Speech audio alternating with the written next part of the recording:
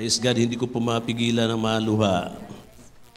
Hallelujah. Dahil sa presensya po ng ating Panginoon. So isang magandang umaga po muli sa ating lahat. Andito po sa sanctuary at sa mga lahat pong mga nanonood sa ating pong live streaming, sa ating pong online. Maraming salamat at maging sa lahat ng sulok ng buong mundo at ang buong Pilipinas. Kami po ay bumabati sa inyo ng isang mapagpalang buhay sa bawat isa. Praise God. Hallelujah. At sa meron lang po tayong ilang announcement at sa ngayon po ay naroon po na nagdadiwang ng 28th anniversary ang ating outreach doon sa Teresa sa pamumuno po ni Pastora Jo Cortez.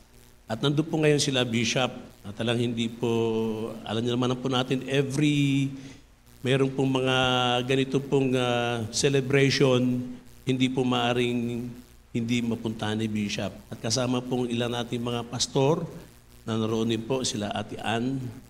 At kaya po tayo po ngayon na nandirito.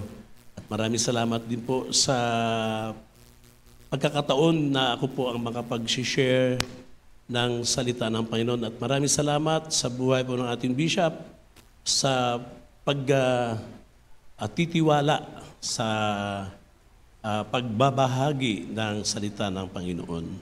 Ito po lahat ay para sa kaluwalhatian ng ating pong Diyos na pinaglilingkuran. So muli po, magandang umaga sa ating pong lahat. At hindi ko na po pagkakahabain pa siguro yung aking pong mga sasabihin, kundi direct na po tayo sa mensahe po ng ating pong Panginoon. Hallelujah. At ang ating pong pag-aralan sa umaga po ito, actually po dalawang mensahe po ang aking nihanda. Subalit, siguro po ito yung naaangkop ngayon sa ating pong pag-aralan sa umaga po ito. Dahil galing po tayo sa sakuna. Dinaanan po tayo ni Karina. Pero umalis na siya kasi marami nagpe-pray na umalis na siya kasi hindi matutuloy ang kasal ni Jeremiah at saka ni Shen. Kagabi po. At marami po nagpe-pray. Actually po nung kasagsagan ng talagang bumabaha na, maging po sa amin sa pastors group chat po namin, humingi na rin po ng prayer si Bishop dahil bumaba na po yung tubig dyan sa garahe. At para bang iniisip yung dating undoy. Kaya marami pong nagpray, bigla pong tumila yung ulan at that time. Praise God, hallelujah, talagang tinutugon ng Panginoon yung mga prayer ng kanyang mga anak. Amen, palapakan po natin ang Panginoon. Agad-agad po yun, tumigil. Kasi ang hiling lang naman na tumigil muna kahit sandali. Para lang wag lang magtuloy-tuloy yung mga baha. Pero talagang marami po ang nasalanta ng baha. Hindi masyadong malakas ang hangin, pero malakas yung tubig. Kaya meron pong nabalitaan ko, merong 21 yata ang mga namatay at ibang nawawala. Iba po ay natangay ang mga bahay, lalo nang malalapit sa dagat at malalapit din sa bundok. No? Kahit ang baha, kahit sa bundok, meron na. At hindi po nakaligtas tayo doon. Yung karamihan, kahit na tayo po yung mga born again na o Kristiyano na, maging si Pastor Asitas, ang kanyang bahay po ay binaha din, mga kagamitan ni Pastor Asitas. Kaya yun po ang lagi nating sinasabi na ang pagsubok sa ating pong mga buhay, wala pong sinisino-sino yan. Kahit na mga pastor tayo, naglilingkod tayo sa Panginoon, nasa Panginoon man tayo, kahit nga wala sa Panginoon lahat po yan ng mga pagsubok problema, dumadating habang nandirito po tayo sa mundo po ito. Pero ang napakaganda lang, na sa ating po mga Kristiyano, merong tayong Diyos na nilalapitan. Amen. Praise God. Kaya nga po ang sabi sa Proverbs chapter 18 verse 10, hindi pa po itong mensahe. Proverbs chapter 18 verse 10, The name of the Lord is a strong tower. The righteous run to it and are safe. May lumang kanta po yan eh.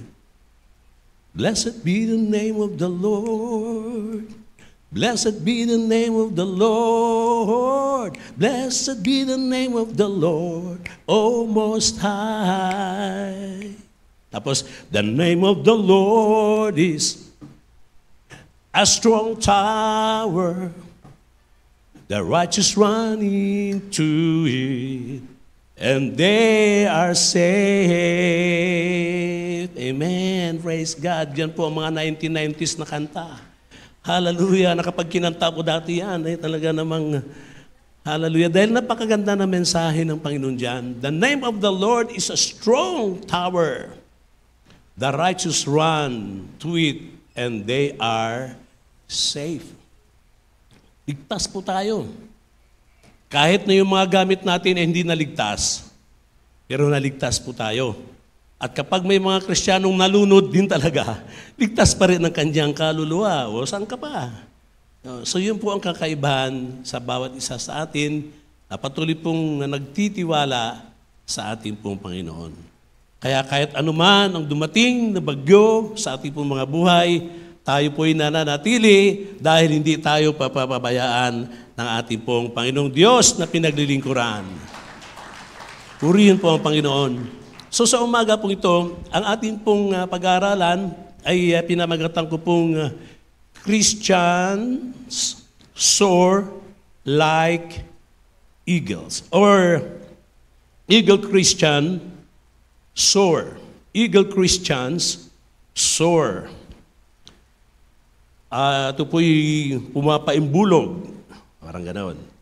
At tayo po'y nahalintulad dito po sa salita ng Diyos na tayo po'y nahalintulad sa isang agila. Dito po sa Isaiah chapter 40 verse 31, kaya may mga nababanggit po dito patungkol po sa agila. Ang sabi po sa Isaiah chapter 40 verse 31, "But those who wait on the Lord shall renew their strength. They shall mount up with wings like eagles. They shall run and not be weary. They shall walk and not faint." So yun po ang salita ng Diyos na ating po pagbulay-bulayan sa umaga po ito. Maraming salamat po Panginoon muli sa iyong mga salita na aming pong pagbubulay-bulayan. Thank you, Holy Spirit, for the anointing.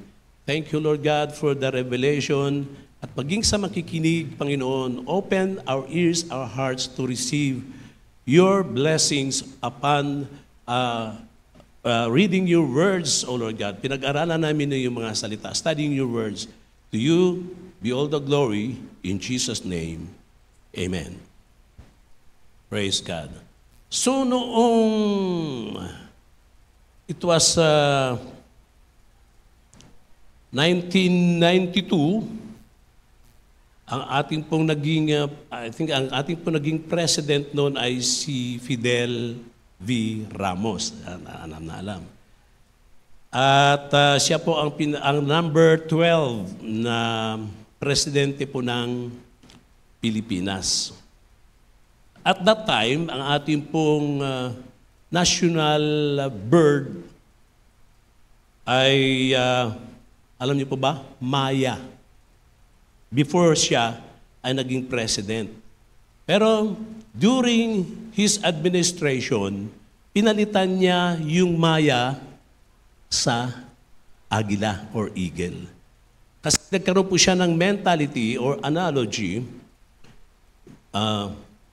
Ibig sabihin po, meron siyang hitting the target na ang ating pong economic crisis at the time na tayo po ay aangat. Parang katulad ng agila. Kaya kapag nakikita mo yung agila, maisip mo na siya ay umaangat. Kaya ito po ang nagiging analogy ng ating pong president at that time. Ngayon, yung salita pong eagle, na-mention po ito sa Bible ng 32 times. Pag sinaliksik po ang Biblia, 32 times itong nabanggit. At kapag may meaning po, kung naalala niyo yung mga tinuro ni Bishop about the meaning of the numbers, ano ba? Number 1, merong one God. Number 2, merong, number 3, merong Father, Son, Holy Spirit. Ito po ngayon yung 32, ang ibig sabihin po nito ay covenant. So meron pong tipan ang Panginoon, pinapakita niya sa kanyang mga anak o lalo na sa kanyang mga bayan at that time. God is showing His covenant with us through the hidden life of an eagle. Meron pong hidden life sa buhay ng isang agila. Excuse me. In Exodus chapter 19, from verse 4 to 5. Exodus chapter 19, from verse 4 to 5.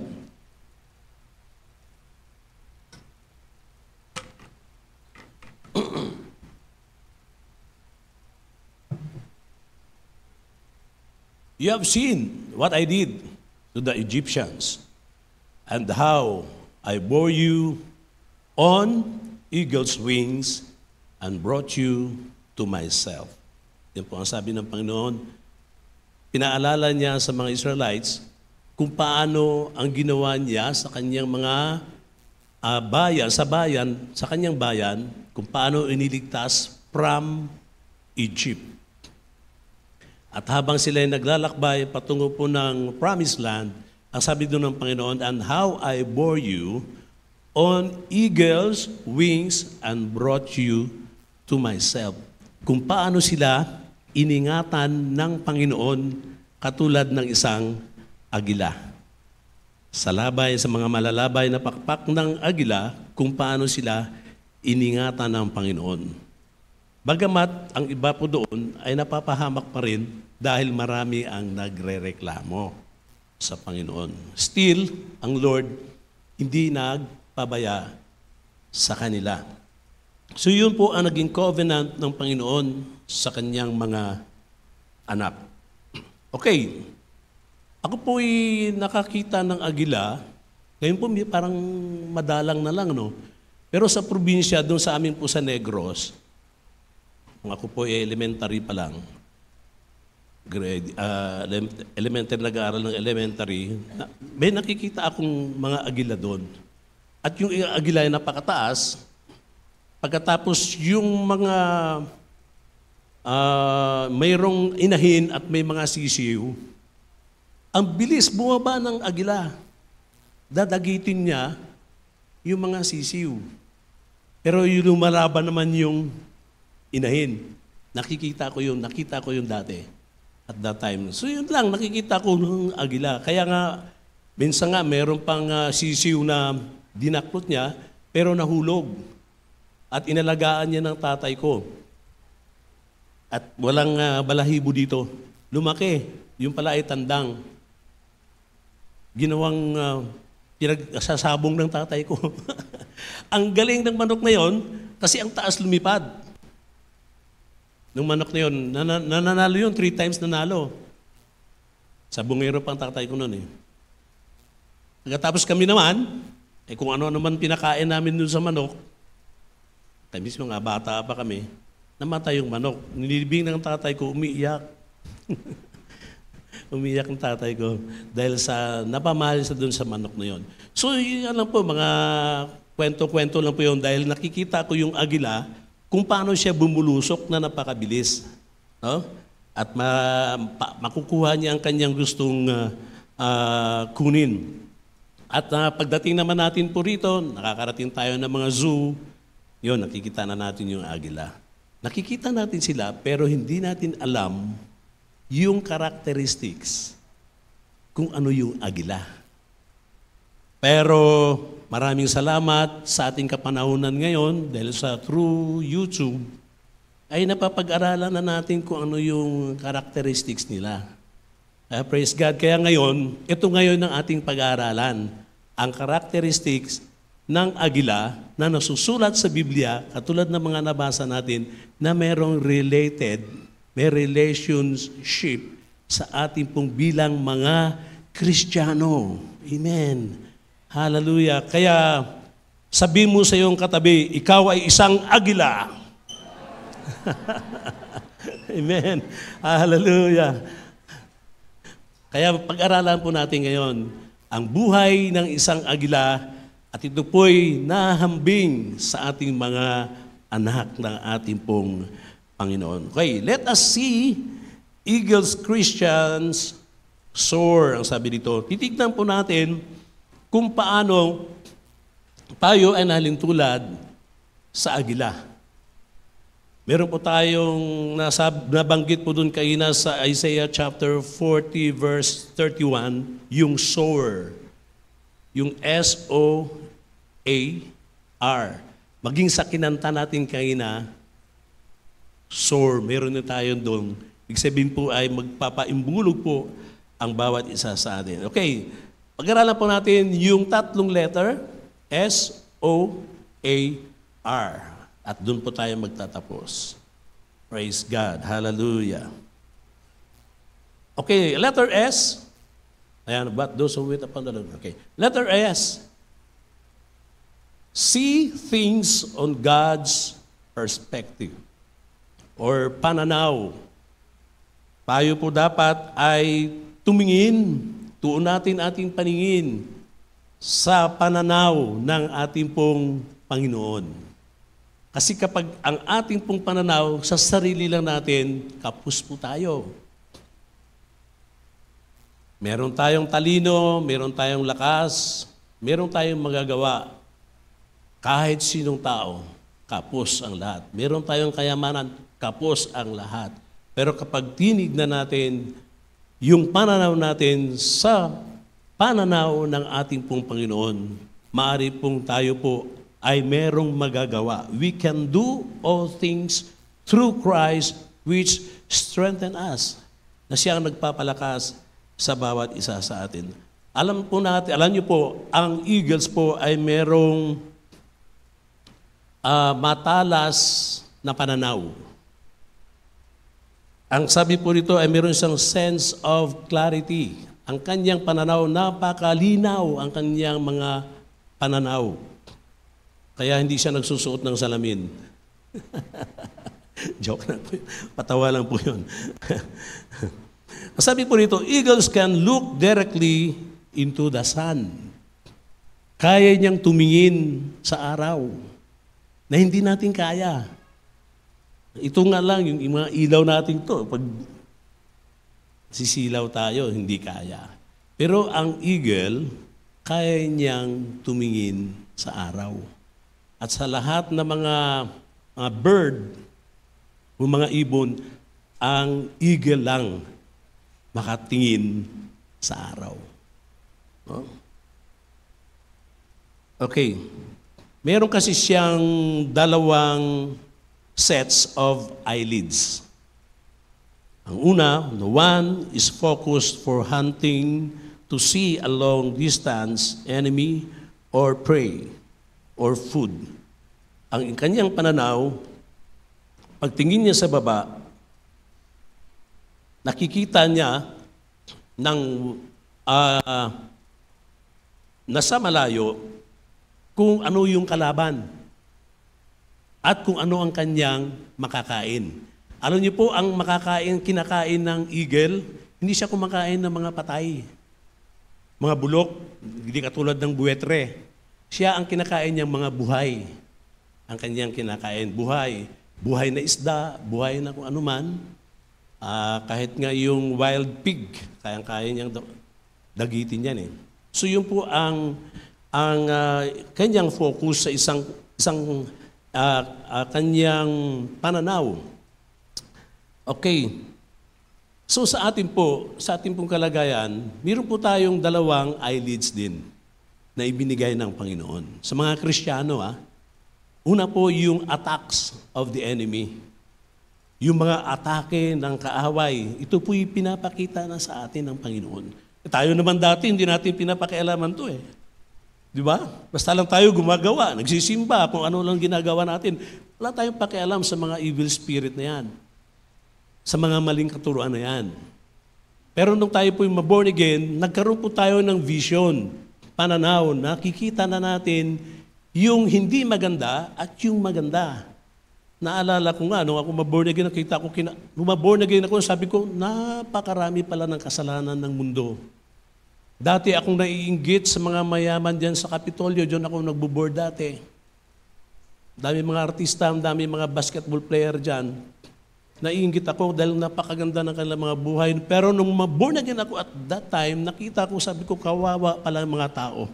Na kahit pala mayaman, kahit pala ay mayroong kapangyarihan, kilala sa lipunan, kung hiwalay sa Panginoon, walang magagawa. Apart from the Lord, walang magagawa ang isang tao. Kaya sabi ko, magmula ngayon, it was 1982, maglilingkod na tayo sa Panginoon. Sabi ko gano'n. Pero nakita ko, habang ikaw ay naglilingkod sa Panginoon, tinitira ka ng kaaway. Alam ko na ngayon na meron palang kaaway. Merong diablo, meron palang masamang espiritu na humahatak sa akin, sa atin, para tayo ay bumalik sa sanlibutan. Pero praise God, dahil sa palaging pakikinig at pakikinig ng salita ng ating pong Panginoon, ito po ang nagbibigay ng kalakasan sa atin at maging ang kanyang banal na espiritong sumasa atin na. Hallelujah! At ano mang ginagawa ng kaaway, hindi siya makapananaig dahil mas makapangyarihan ang nasa sa atin kisa na sa sanlibutan pong ito.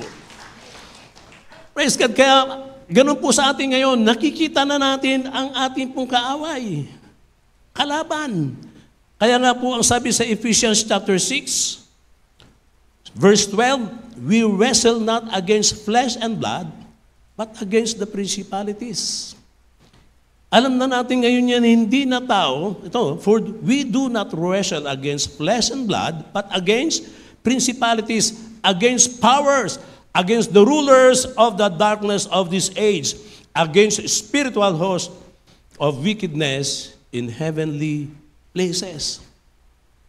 Kaya yun na ngayon, ang ating pong kalaban. Nakikita na natin ngayon, yan po ang ibinigay sa atin ng Panginoon, discernment of the Spirit. At yan po ang gift, regalo na ibinigay sa atin, isa sa mga regalo na ibinigay sa atin po ng Panginoon. At praise God, nakikita ko po ang ilan dito, halos mga kasabayan ko hanggang sa ngayon ay naririto. Amen? Pumuti ng mga buhok, ay nandirito pa rin. Hallelujah. Naglilingkod sa Panginoon. Dahil alam natin na ang kaaway ay nagapi na ng Panginoon more than 2,000 years ago. Dahil kasama natin ang ating pong Panginoon. Kaya may pinag-aralan po natin sa grace. God is for us. God is with us. And God is in us. Hallelujah. Sabi mo sa iyong katabi, ang Diyos ay nasa iyo. God is in us. Praise God. Kaya nga sabi ng Panginoon, I will never leave you nor forsake you, even unto the uttermost part of the earth. Kasama na tayo ng Panginoon kasi tayo na ang naging templo ng Holy Spirit. Kaya halos hindi tayo maunawaan ng ating kapwa. Minsan sinasabi na, sabi nga ng Panginoon, ha? Nagugulat sila pag sinabi mo, ang sabi ng Panginoon, ha? Nakakausap mo ang Diyos? Ang alam ko, si Moses lang nakakausap ng Diyos. Praise God, ganun tayo dahil ang Espiritu ng Diyos ay sumasa atin na. Hindi tayo maunawaan ng sanlibutan na ating po mga kapwa. Pero glory to God, tayo po'y pinagpala ng Panginoon. Hallelujah, dahil ang Espiritu ng Diyos ay sumasa atin na. Hallelujah. Kaya kahit hindi tayo nakapag-aral sa seminary, na yun po ang tinitignan ng mga ibang naglilingkod sa Panginoon, glory to God. Subalit tayo, kahit anuman ang ating mga pinag-aralan, wala man tayo pinag-aralan, babae, lalaki, bata, matanda, kapag ikaw po ay nagbigay na iyong buhay sa Panginoon, praise God, ikaw po ay magkakaroon ng banal na Espiritu at ang Espiritu ng Diyos ang siyang magtuturo sa atin kung ano ang ating mga sasabihin for His glory. Whew! Salamat sa Panginoon. Praise God. Dumalagpas na hindi ko po napag-aralan ito pero nasasabi ko po sa ngayon. Praise God. Thank you sa Holy Spirit. So yun po ang una natin pong pananaw. At ang ating pangalawang, hindi ko pa pala nabasa, no? Dito po sa 1 Peter chapter 5 verse 8. 1 Peter chapter 5 verse 8. Ito po yun. Be sober, be vigilant, because your adversary, the devil, walks about like a roaring lion, seeking whom he may devour. So, yan na po ang kanyang trabaho. Pero huwag tayong matakot. Kasi umuungol lang naman siya eh. Parang aso lang bang nakakahol ng kahol. Pero pag pinabayaan mo, hindi ka naman kakagatin. Parang gano'n lang siya. Amen. So yun po ang pinapakita sa atin ng ating pong Panginoon. At ang pangalawa pong nating eyelids, the second eyelids is directly towards the sun. While it flies, ang sabi dito, we too Christians should look to the sun. To the sun. Hindi po sun. Tama bang pronunciation ko? Baka nagkabali-baliktad Sun, yung araw. At tayo naman po ay nakatingin sa sun. Sa Son of God, walang iba kundi ang ating Panginoong Heso Kristo. At sabi po sa Hebrews chapter 12 verse 2, looking unto Jesus, looking unto Jesus, yan, the author and the finisher of our faith, who for the joy that was set before him endured cross, despising the shame, and sat down at the right hand of the throne of God. Tayo lang po ang binigyan ng Panginoon ng sabi ba natin kapangyarihan o yung bilang kanyang mga anak na makatingin sa ating pong Panginoong Heso Kristo. Dati, nung tayo naman po ay hindi pa na born again, tingin natin kay Jesus. Hindi katulad ng pagtingin natin sa ngayon. Amen? So tayo lang po yun ang binigyan ng karapatan na makatingin sa ating pong Panginoon. At kaya naman, by His grace, alam natin, by His grace, all by the grace of our Lord Jesus Christ, lahat po ay patungkol sa ating pong Panginoon sa Kristo. Hindi na natin siya dinadagdagan at hindi na natin siya binabawasan. Maging tayo po sa The Life Giver Church, wala tayong ibang itinataas, kundi ang pangalan lamang ng ating pong Panginoong Hesus Kristo. For He is only the way, the truth, and the life. No man can come unto the Father but by Him. Period. Kaya para wag tayong malito, kay Jesus na lang tayo dapat tumingin. Amen? Acts 4:12, wala nang ibang pangalan na binigay sa silong ng langit, kundi ang pangalan lamang ng ating pong Panginoong Hesus Kristo. Kapag pinag-aralan mo yung Acts chapter 4, ang daming nagalit. Mga scribes and Pharisees, galit na galit sila sa mga kila Pedro at sa ibang mga disciples dahil ipinangaral si Jesus Christ. Dahil doon ay yung kanilang mga paniniwala ay nasasagasaan. Dahil kay Jesus Christ na tinuturo nila Pedro.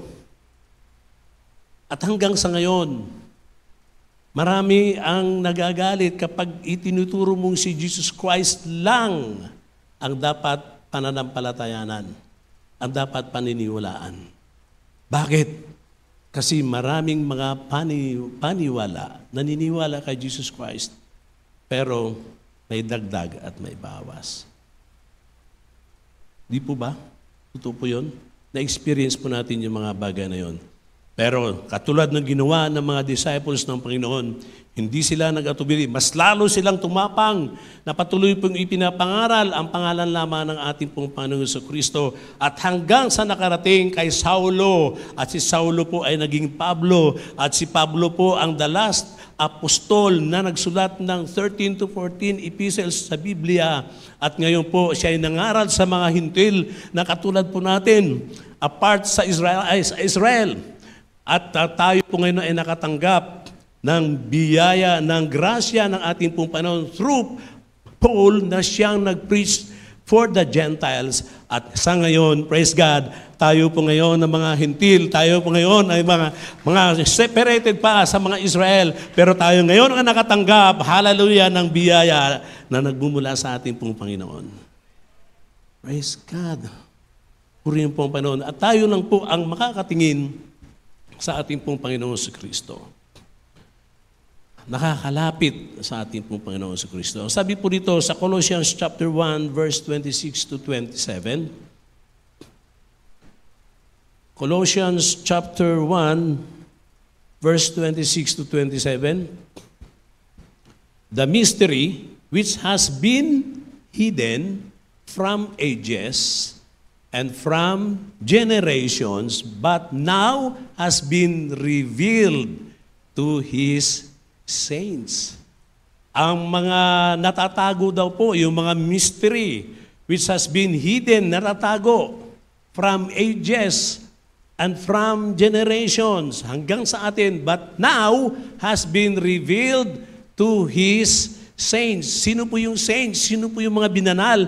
Tayo po yun. Dahil yung mga saints, ito po yung mga taong galing sa kadiliman, hinango ng Panginoon patungo sa kaliwanagan. Hallelujah. Kaya tayo po yun, tinutukoy dito ng mga saints.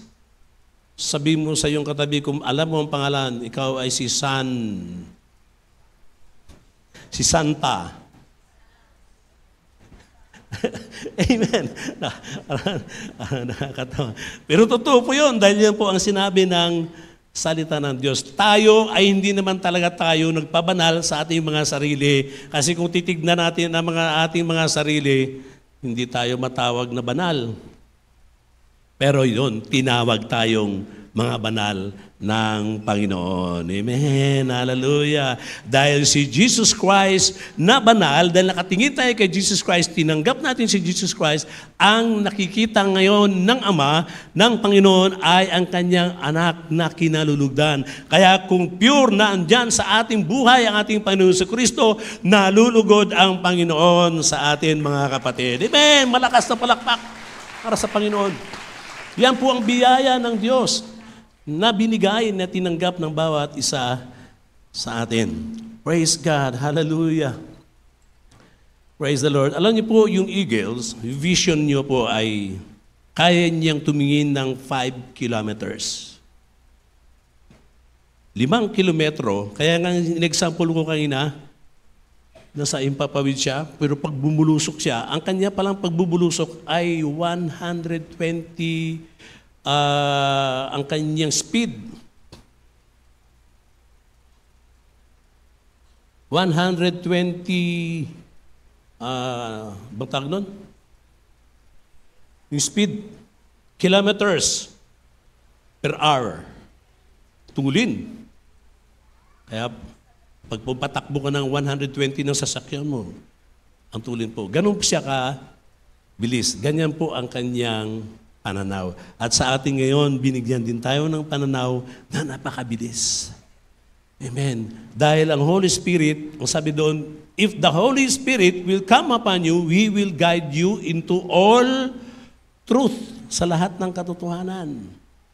Yan po ang trabaho ng Holy Spirit na sumasa atin. Okay, last na lang po dito sa S.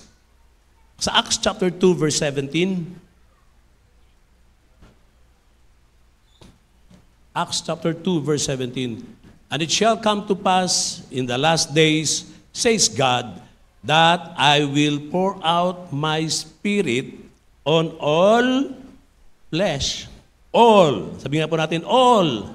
Sa lahat.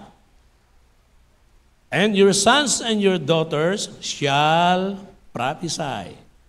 Your young men shall see, ano po sabi? See visions. And your old men shall dream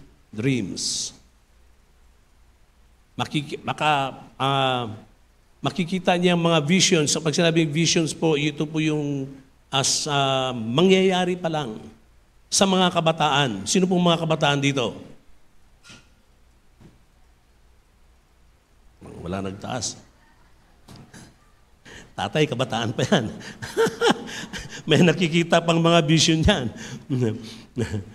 So, ibig sabihin po ito yung kabataan, yung talagang kahit may edad ka, kapag ikaw ay laging nakaniig sa ating pong Panginoon, bibigyan ka niya ng visions. Pananaw, yung mga pananaw ng mga bagay na hindi mo pa nakikita. Kaya binaliktad ito ng Diablo eh. Na alam niyo ba yung mga tamang hinala? Na kapag ang isang tao ay nasa kapangyarihan ng mga bagay dito sa sanlibutan, ang pananaw niya, masabi niya, ano kayang mangyayari sa pamilya ko? Ano kayang mangyayari sa buhay ko? Ano kayang ginagawa ng ganito? May mga tamang hinala.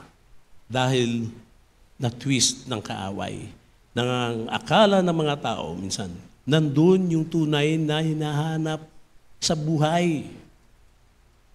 Na naging, ang inyong lingkod ay naging biktima din sa mga ganyan noon. Pero, nung natanggap natin ang Panginoon, nasa atin ang Espiritu ng Diyos, nagbibigay din siya ng advance na pananaw sa atin. At ito ay for our own good, sa ating pong kabutihan. Nakikita natin ngayon, mula ngayon, ako'y sa kahirapan, subalit darating ang panahon, ang aking mga anak ay makakapagtatapos ng kanilang pag-aaral. Kahit hindi ko pa nararamdaman, kahit ako'y naghihikahos, kahit ako'y naghihirap, alam ko, hindi ako papababayaan ng Panginoon. Maging successful ang aking mga anak dahil yan po ang vision na pinakita sa atin ng Panginoon. Sa ngayon, ang aking mga mahal sa buhay, hindi ko pa nakakasama naglilingkod sa Panginoon. Darating ang tamang panahon sa aking patuloy na pananalangin sa kanila, sila ay gagamitin at makakasama ko na sa paglilingkod sa Panginoon. Naiyak ako. Kasi nakikita ko po ang mga pangangailangan ng bawat mga anak ng Diyos na nasa pakarami na po nating panahon na patuloy pong dumadalangin sa Panginoon, hinihiling ang kalooban ng Diyos. Subalit hanggang sa ngayon, merong iilan na natanggap na ang blessing sa Panginoon. Hallelujah. Meron tayong mga ilang kapatid na dating nangungupahan lang. Praise God. Nagdadrive lang sa isang taxi, sa isang jeepney, sa isang tricycle. Pero ngayon po ay mayroon na mga sariling bahay at doble-doble, triple-triple ang mga kotse dahil ang vision ng Panginoon ay kanila na pong nakita at hanggang sa ngayon, physical na nakikita natin para sa ating pong Panginoon. Galing sa ating pong Panginoon. Praise God. Hallelujah. Matatapos kaya ako ng alas 10.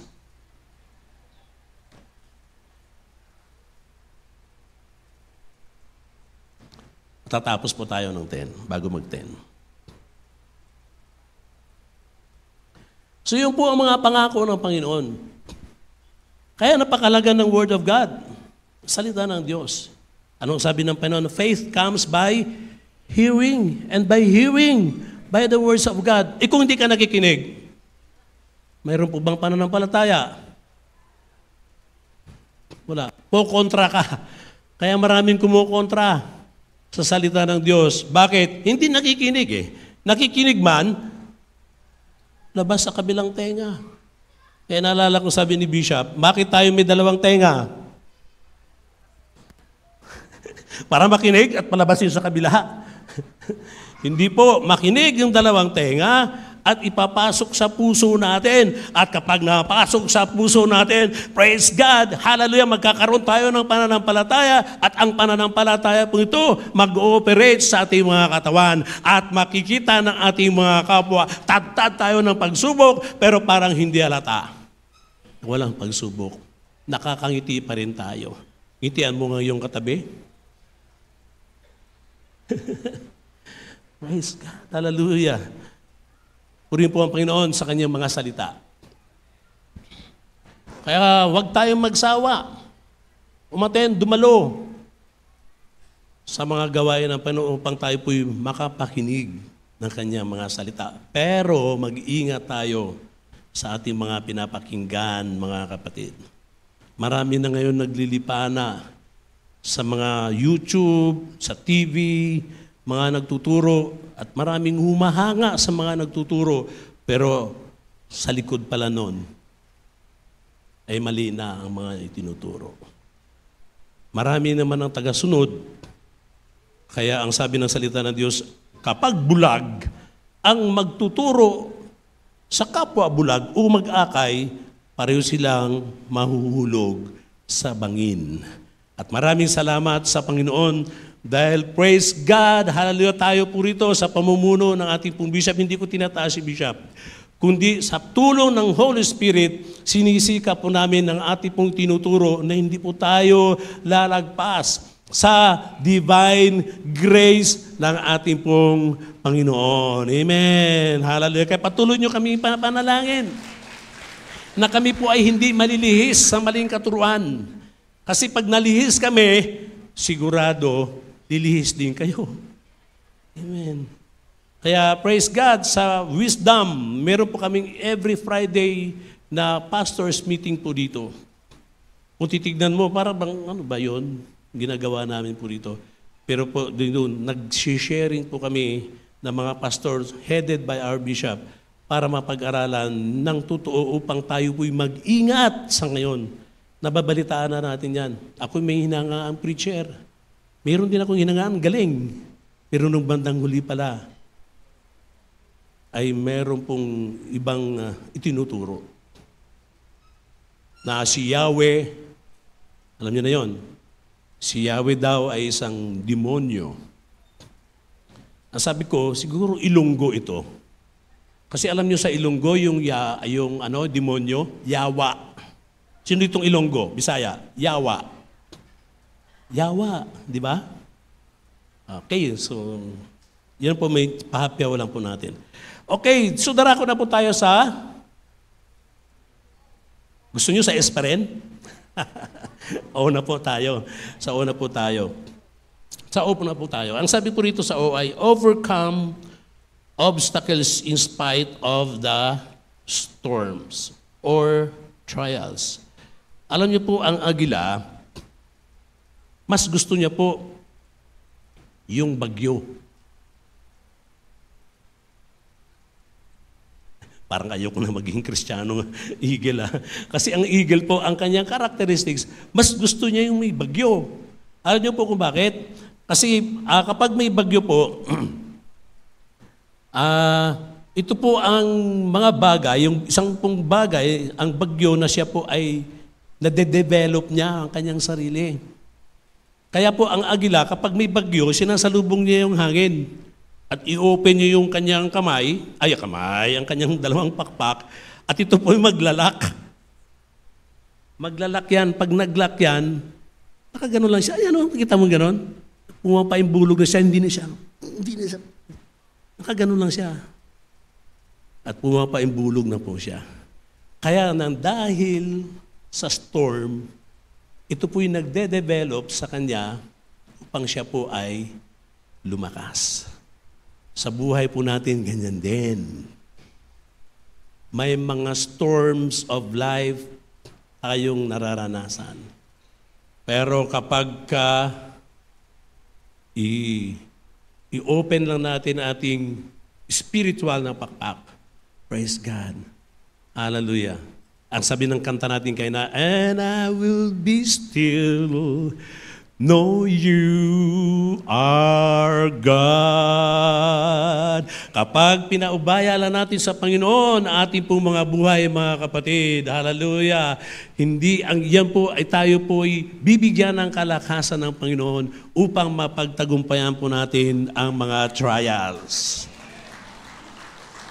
Kaya huwag kang umayaw. Huwag mo itiklop ang pakpak mo. Pag tiniklop mo, bagsak ka. Kailangan i-open po natin yan. And be still, for I know that I am your God, ang sabi po ng Panginoon. Know that I am your God. Okay, so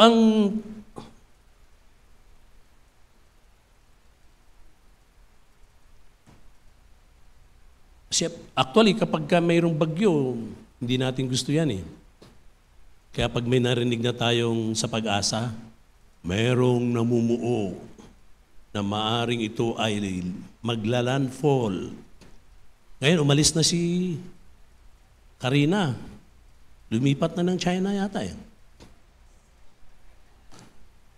Pero may darating na naman. Mahina, wala na. Lumihis sino ba yun? Dindo ba yun? Ha? Ang pangalan nun? Dindo? A, B, C, D. Haba pa. Haba pang mga bagyong darating. Praise God.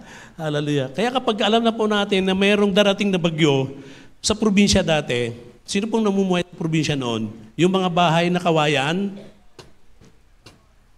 Yes. Tapos nipa, tapos yung haligi po ay kahoy lang. Kapag may dating na bagyo, wala pang pag-asa nung araw. Kapag kayong, nung araw, kapag may darating na medyo umiihip-ihip na ng, ay may bagyo siguro, yun dati. Walang pag-asa nun eh. Kaya pagtapos ng gagawin nun, tutukuran na yon yung bahay. Saan ba ang ihip? Dito. Kaya ang ihip dito ka tutukod. Tapos doon mo igagapos sa puno. Ang bahay mo kasi babagsak. Kaso dahil walang pag-asa, bumalik pala yung ano. Kaya nangyari, mas lalong, kaya ang daming mga, ganun po nung dati. Oo, nung mga 1960s, 1960s, 70s. Sa probinsya. Kaya wala pong merong gusto noon. Kasi talagang nakakasira eh.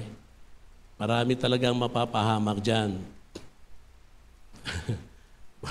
Pero purihin po ang Panginoon. Tayo po'y binigyan ng Panginoon na kahit anumang bagyo ng buhay na darating sa atin, praise God, siya ang nagpapalakas sa bawat isa sa atin. Saan man umihip ang hangin, pakaliwa man, paharap man, pakanan man, patalikod man, hindi po tayo magtitinag dahil siya ang magsisave sa bawat isa sa atin. Naalala niyo po kayo na yung binanggit natin doon sa Proverbs 18 verse 10? The name of the Lord is a strong tower. The righteous run into it and they shall be saved. Hallelujah. Maliligtas po tayo. Praise the Lord. At sa buhay po natin sa ngayon, sa ating pong kapanahonan, tayo po ay dapat lang pong tumingin sa natapos na gawa ng ating pong Panginoon. Huwag po tayo upang huwag tayong malito ang lagi pong tinapos na ginawa ng ating pong Panginoong Jesucristo, ang kanyang grasya. Okay. At ang sabi po rito sa James chapter 1 verse 2 hanggang 4,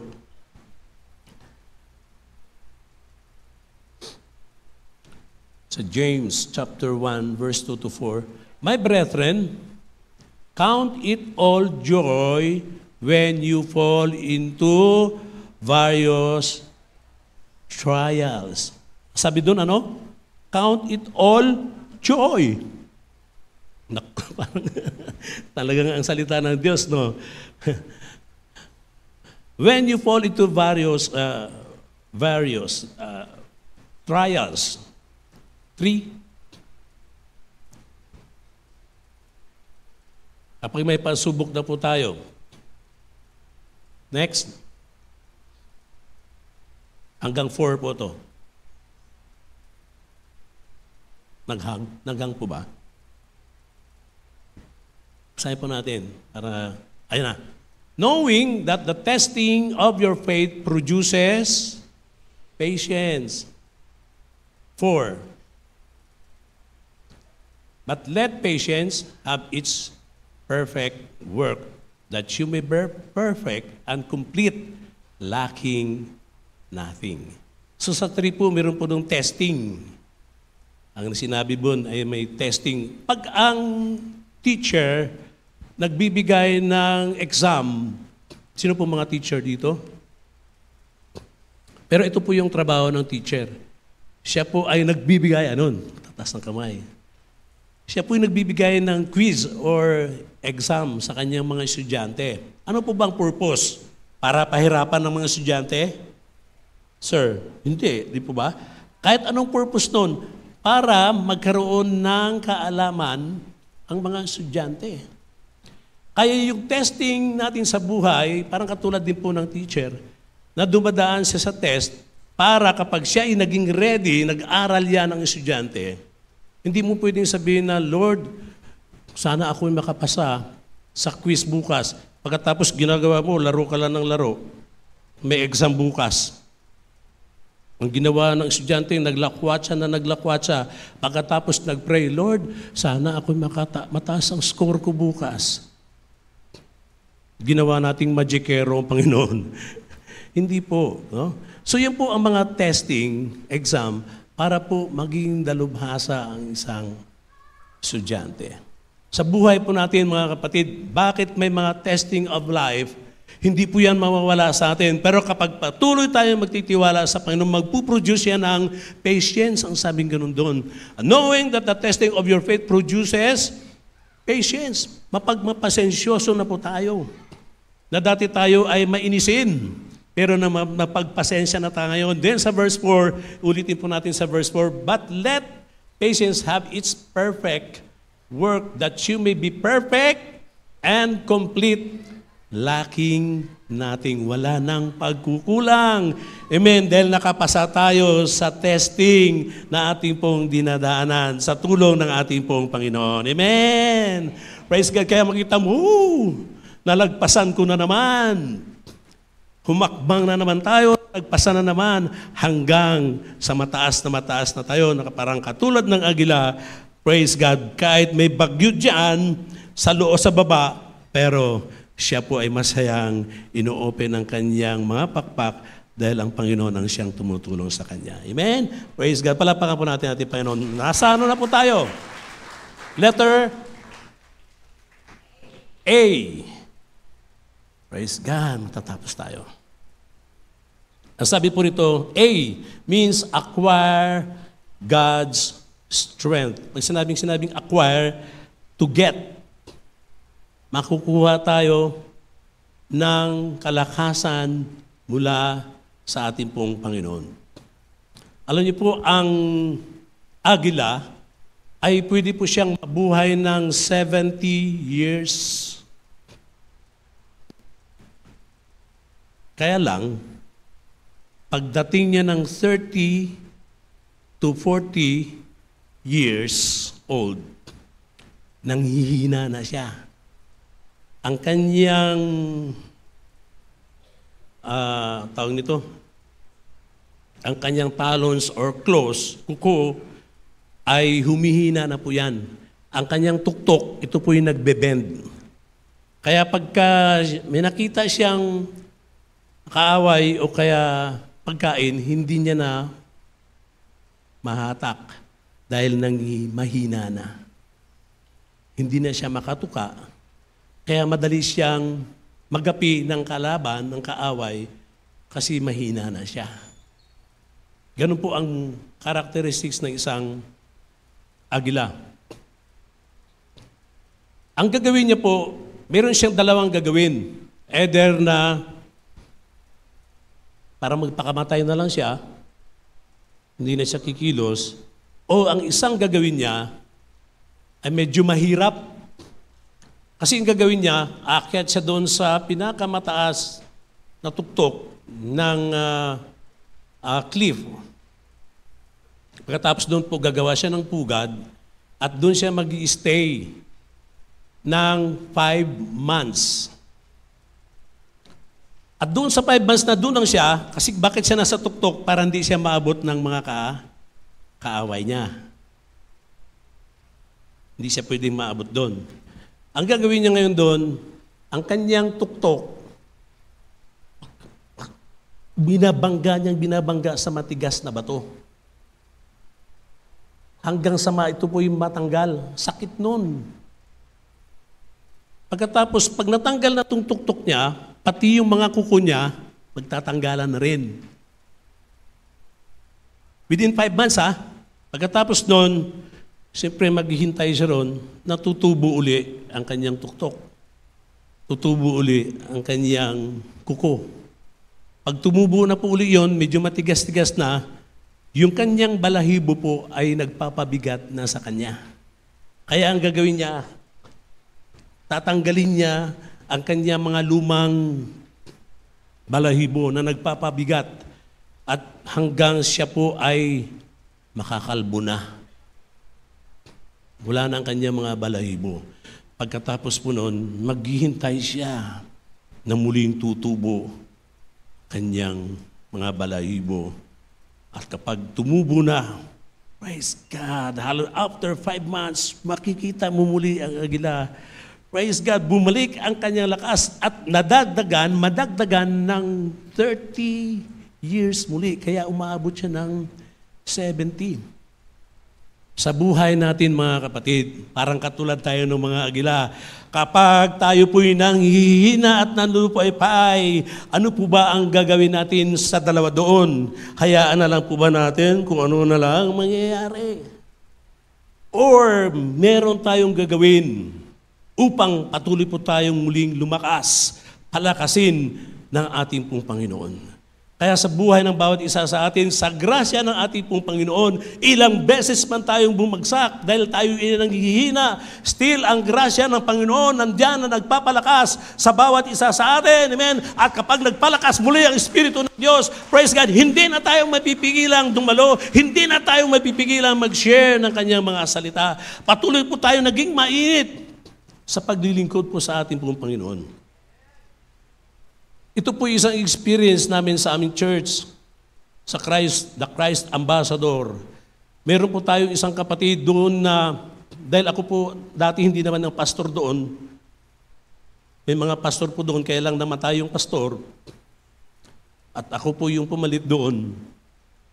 At meron po tayong ilang mga kapatid na hindi na dumadalo doon. Dahil maraming mga dahilan kung bakit hindi na dumadalo. One time, tayo po'y dumaos ng ating pong anniversary dito at naisama po natin yung kapatid na yon. Nung maisama po rito, 2 taon na siyang hindi dumadalo. Nung umatin siya dyan, nandiyan siya nakaupo sa lugar na yan. At praise and worship pa lang, hallelujah, nag-umiyak na siya dahil naranasan niya muli ang kalakasan ng pag-ibig ng ating pong Panginoon. Amen. Kung ilang taon man tayo nanghihina, katulad ng agila po ito, wag po tayo manatili doon dahil ang kalakasan ng Diyos nariyan ang kanyang biyaya na patuloy magpapalakas sa bawat isa sa atin. Amen. Huwag natin titignan ang ating mga kahinaan, kundi titignan natin ang magagawa ng Diyos sa bawat isa sa atin. Hallelujah. Kung titignan po natin ating mga kahinaan, praise God, lahat po tayo po ay ayaw na sa Panginoon. Subalit ang ating pong tinitignan ang ginagawa ng Diyos sa bawat isa sa atin. Nang dahil sa kanyang biyaya. Hallelujah. Na ito ang biyaya niya sa Ephesians chapter 2 verse 10, na ang naisip ko lang po sa ngayon, Ephesians chapter 2, verse 10, na ito po ang panukala ng Diyos magmula nung una. Hallelujah. Yan po. For we are His workmanship, created in Christ Jesus for good works, which God prepared beforehand that we should walk in them. Ito po ang panukala ng Panginoon sa atin. na tayo po ay gumawa ng mabuti nang dahil na po ngayon sa grasya ng Panginoon. Ang sabi diyan sa 2:8, sa 8 and 9, hindi tayo naligtas nang dahil sa ating mga mabubuting gawa, kundi naligtas tayo sa pamamagitan ng biyaya ng ating pong Panginoon Jesucristo at through faith. Ito po sanang ituturo ko eh. Kaya lang, lagi na po natin ito nang naririnig. Ang 2:8, 9, at saka dito po sa 10. Hallelujah. Kaya ngayon, ano man po ating na-experience sa oras po ito upang magpapahina sa atin, eto na ngayon yung panahon, tatanggapin natin ang kalakasan, ang biyaya ng ating pong Panginoon. Amen. He loves us so much. Hindi nagbabago ang pag-ibig ng Panginoon. Mananatili siya. Andito na siya eh. Mananatili siya. Tayo lang po ang umaayaw, lumalayo sa Panginoon. Pero yung pag-ibig niya, ang faith na galing kay Jesus, the grace that comes from the Lord, the love that comes from Him, nandito po yun. Tayo lang ang lumalayo. Pero kapag magbalik loob tayo muli sa Panginoon, inutusan natin ang ating soul, ang ating pong kaluluwa, ang ating five senses, ang ating will and emotion, balik loob tayo sa Panginoon, hindi niya tayo itataboy at patuloy natin mararanasan ang kanyang biyaya sa ating pong mga buhay. Amen. Kaya masabi mong naglilingkod lang tayo ng dahil sa biyaya ng ating pong Panginoon. Hallelujah. Kaya acquire God's strength. At yun po ang ginagawa ng eagle. Okay, ito na lang po basahin natin. In Isaiah chapter 40, verse 29. At tara ko na po tayo sa pinaka-last. Sa R na po tayo. Sa Isaiah chapter 40, verse 29.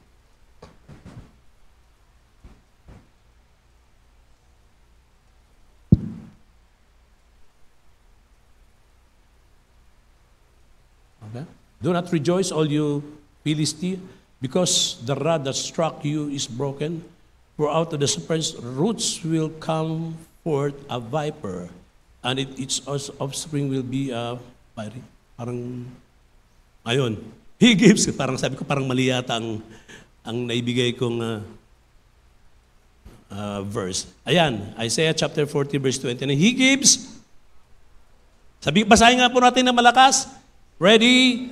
1, 2, 3. He gives power to the weak, and to those who have no might, He increases strength. Amen. Hallelujah. Sabi nga po natin, strength.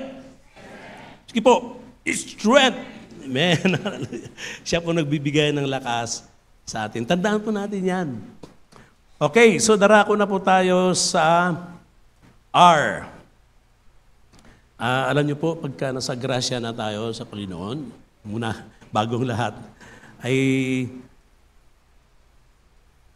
parang napakasarap. Napakasarap kapag naunawaan mo yung tunay na grasya ng Panginoon. Gumagaan yung ating mga sarili. Amen? Hallelujah. Dahil yun sa grasya ng ating po Panginoon. Dahil ang sabi pa po sa 2 Corinthians chapter 12, verse 9, tularas na lang po ito. Hebrews chapter, 2 Corinthians chapter 12, verse 9. Ito pong nagbibigay ng lakas sa atin. And He said to me, my grace is sufficient for you, for my strength is made perfect in... Sino po may kahinaan? Taas ang kamay ng may mga kahinaan. Oh, parang ilan lang meron ah. Amen. Pero sabi rito, for my strength, sabi ng Lord, is made perfect in our weaknesses. Then, therefore, most gladly I will rather boast in my infirmities, that the power of Christ may rest upon me. Praise God. At isa pa pong magpapalakas sa atin, huwag natin kakaligtaan. Sa Hebrews chapter 10, verse 25, huwag natin kakaligtaan ang pagtitipon ng katulad po nito na ginagawa ng ilan noon. upang tayo po ay magpapalakasan sa bawat isa. Kaya napakalaga po yung pagtitipon ng katulad po nito. Dahil tayo po yung nagpapalakasan sa bawat isa. Papalakasan sa bawat isa. Kapag hindi ko umattend, hindi tayo masyadong lalakas. Amen. Okay, dadako na po tayo sa R.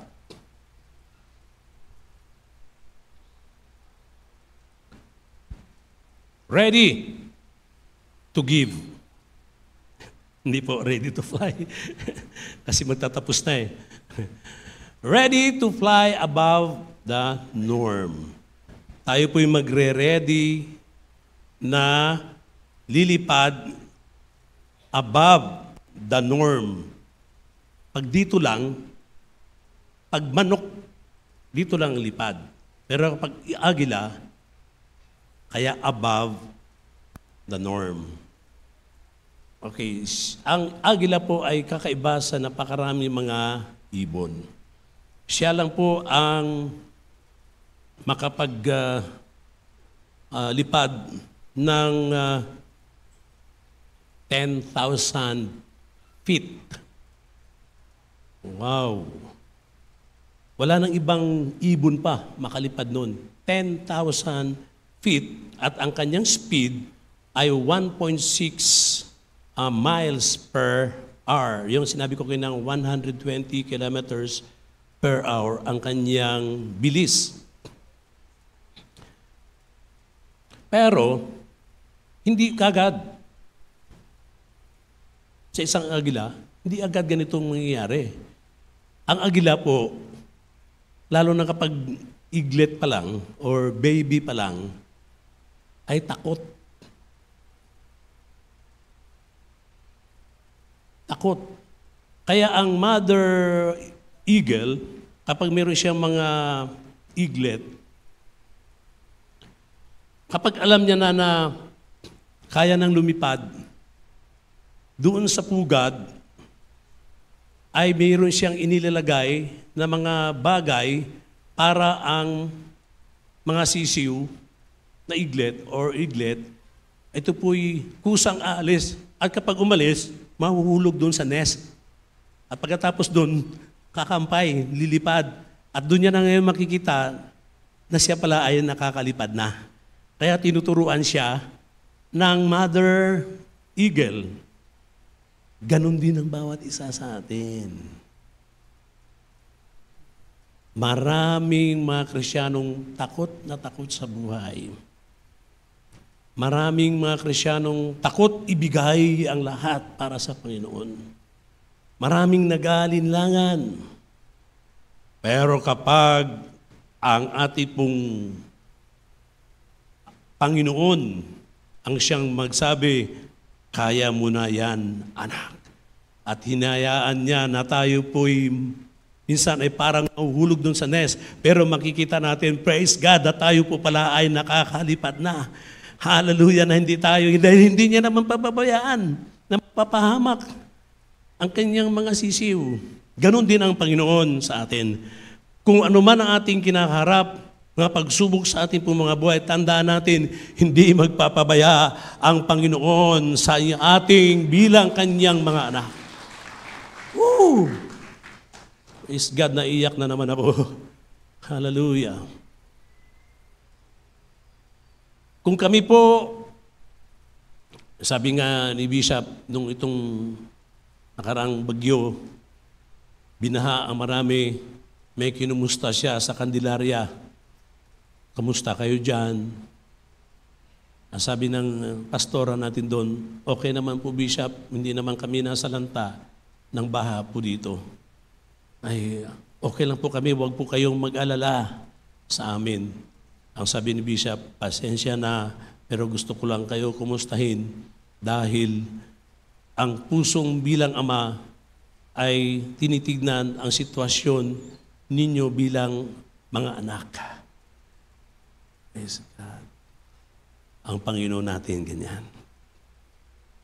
Kung ang mga pastor ay concerned sa kanyang kinasasakupan, mas higit concern ang Panginoon sa bawat isa sa atin.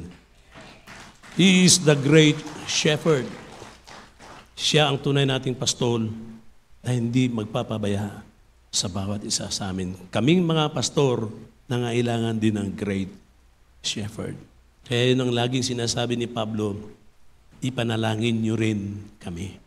Huwag nating hayaan ng mga pastor lamang ang manalangin sa inyo, kundi kayo din po ay ipanalangin niyo rin kami. Para po kami po bigyan ng kalakasan, magpanalanginan ang bawat isa sa atin. Amen. Hallelujah. Praise God. At ang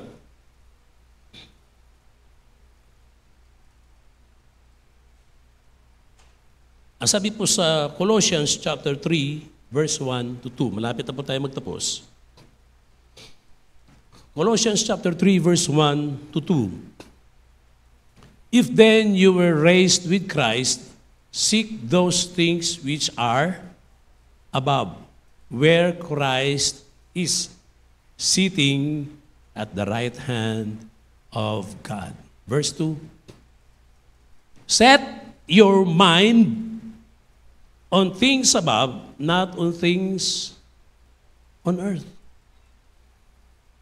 Sino po ang inutusan dito? Tayo. I-set daw natin ang ating mga kaisipan sa mga bagay na mga makalangit.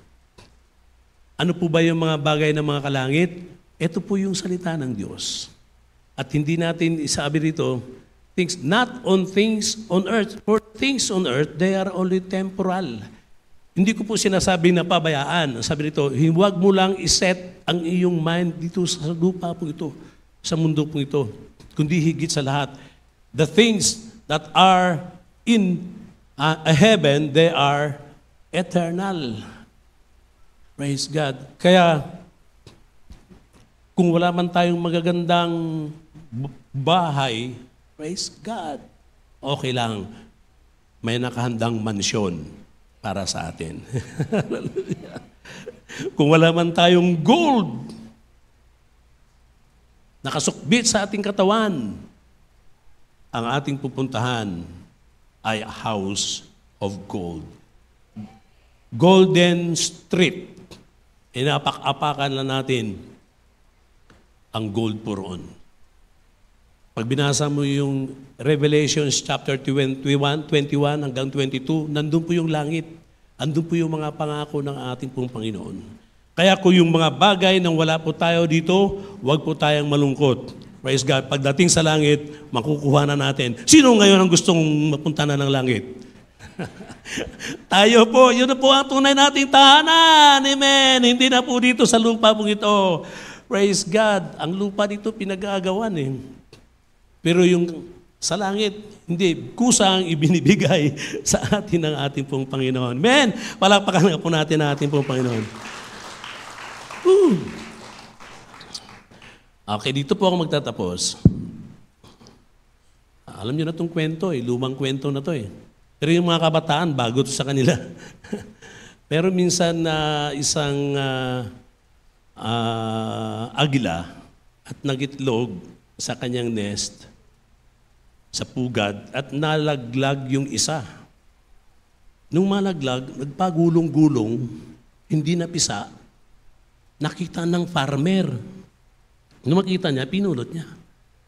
Pagkatapos, sabi niya, hindi ko to kakainin. Hindi ko fried egg ito. Ang ginawa niya, pinalilim niya sa manok na may mga itlog din. Alam na, sinama. Alam niyo na pong kwento, no? Pero itutuloy ko pa rin. Nung isinama dun sa mga itlog, para sa hatching ang tawag doon, ay nagiging sisiw. Ang sisiw ng talagang inahing manok ay talagang sisiw na manok. Pero itong itlog na ito ay kakaiba. Siya ay itlog ng agila. Sila ay lumaki, sunod-sunuran sa inahin.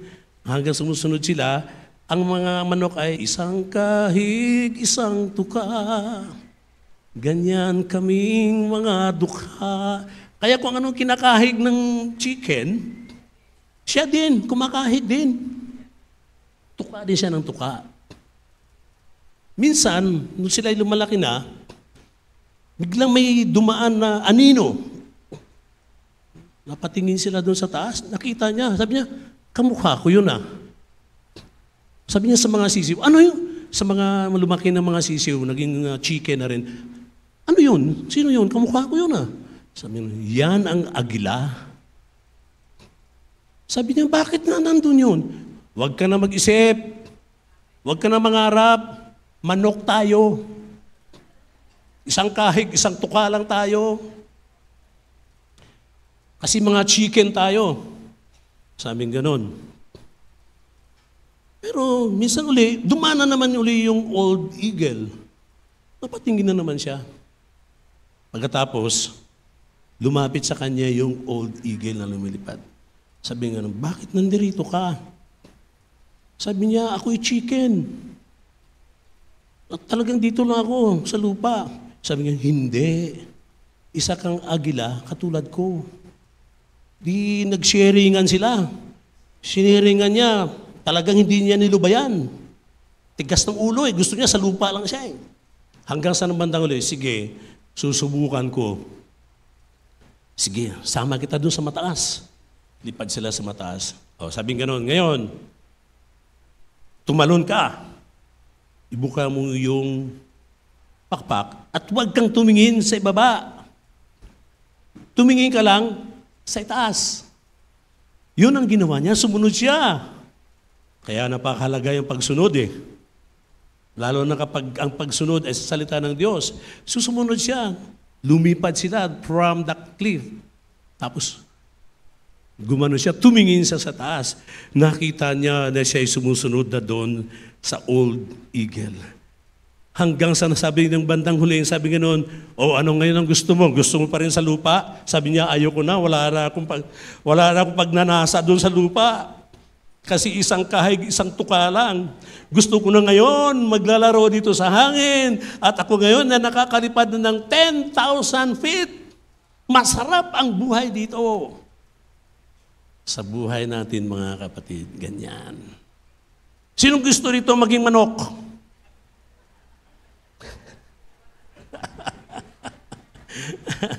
At sino naman dito ang gusto maging agila? Amen. Tayo lahat. Woo! At doon niya nakita ang kanyang sarili na hindi pala siya dapat sa lupa. Nakita niya ang kanyang sarili na dapat siya ay nasa itaas. Sa buhay natin mga kapatid, hallelujah, ang sabi doon, set your affection on things above, not on things on earth. Woo! Mapigilan.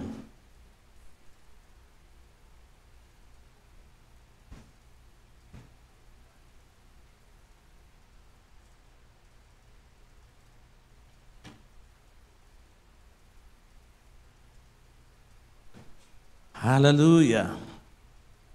Lagi natin tignan ang kalooban ng Panginoon.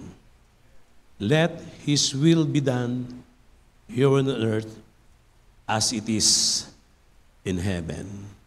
Kung ano po ang nasa langit, habang nandirito pa tayo sa lupa po ito, praise God, dadalhin na tayo ng Panginoon, mararanasan na natin at nararanasan na natin kung ano ang nasa langit. Amen. Kaya ang bawat isa sa atin, meron na pong perfect peace sa puso.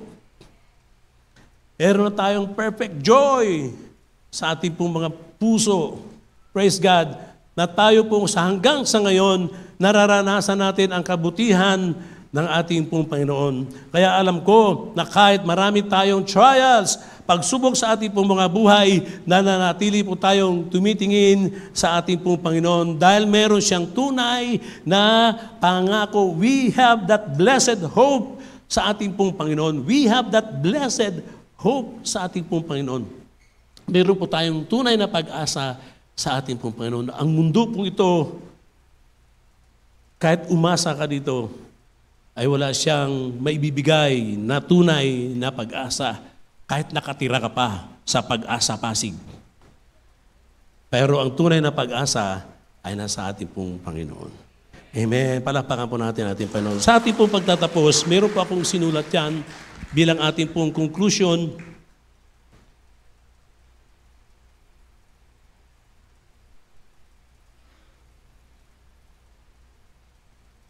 Alam ko ba, may diferensya mata ko eh.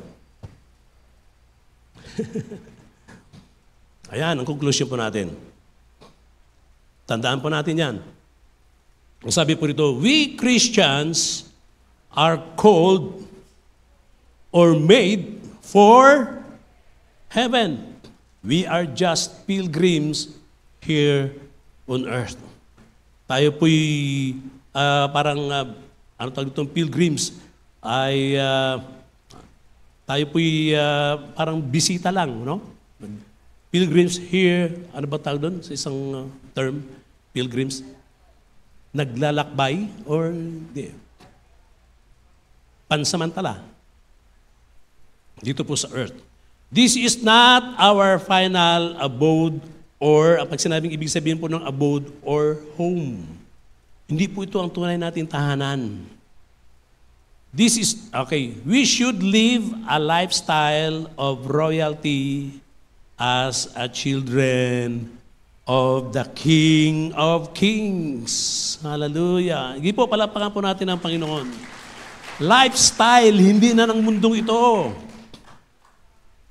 Sabi ng iba, makaluma pa rin kayo. Hindi makaluma. Ang Biblia, hindi lumuluma. Yan po ang bumubulok. Tandaan natin yan. Kaya maraming nakokornihan pagdating sa pag-aral ng Biblia. Kasi mga sinauna na kayo.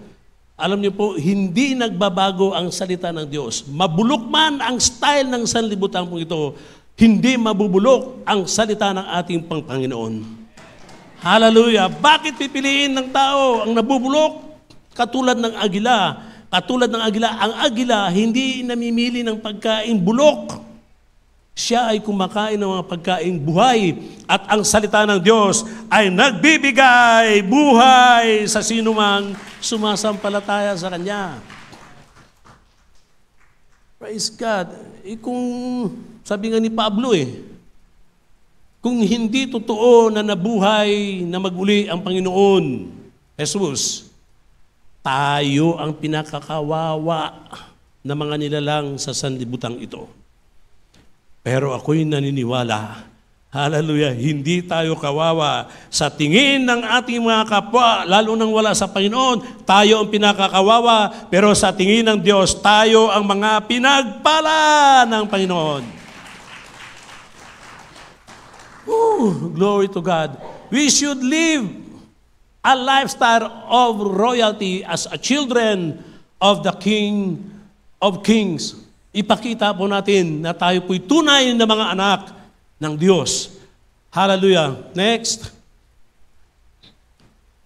As an eagle, let us soar up high through the faith of Jesus in us. Tayo po'y lumipad pataas nang dahil sa pananampalataya na ibinigay mismo regalo ng ating pong Panginoong Jesucristo sa bawat isa sa atin. Nagkaroon po tayo ng pananampalataya nung matanggap natin ang Panginoon at nagkaroon tayo ng Espiritu ng Diyos sa atin. Kaya yung pananampalataya natin, hindi din po galing sa atin yan. Na wala tayong dapat ipagmamalaki kasi ang lakas ng pananampalataya ko Kaya ka naman lumakas dahil ang pananampalataya ni Jesus Christ ay sumasa atin na. Amen. Kaya all for the glory of our God. Kaya sabi ko nga kanina, nabanggit ko, malakas ang bagyo, ang ulan at the time. Marami doon sa mga group chat natin nagsabihin, Lord, nawa umalis, wag muna, patigilin muna ang ulan. May iba doon, kahit sandali lang. Praise God, tinugon ng Panginoon ang ating pong mga panalangin. Hallelujah. But we have a high standard above the norm. We are the children of the King. Sabi nga po rin, sigaw nga po natin, victorious! Greatly blessed, highly favored, and deeply loved by our Lord, our God. Amen! Palakpakan po natin ang ating pong Panginoon. Hallelujah! Ano na lang po, huwag na natin basahin. Pero tignan nyo po sa mga Biblia ninyo. John chapter 17, verses 13 to 21. Ikwento ko na lang. John 17, chapter 17, verses 13 to 21. Bago umakyat, o bago pako ang ating Panginoon Kristo, nanalangin siya sa Ama. Nang sabi niya, ingatan ang kanyang mga disciples. Hindi na sila ay aalisin sa mundong ito, kundi iingatan ng Panginoon. At hanggang sa nung bandang huli, ang sabi doon, at sa maging sinumang magtitiwala sa akin, kung ano ang gagawin mo sa aking mga disipulo, gayon din ang iyong gagawin, ingatan mo po sila. At tayo po yung tinutukoy ng Panginoon. Hallelujah. Na patuloy tayong iingatan ng ating pong Panginoong Diyos. Hallelujah.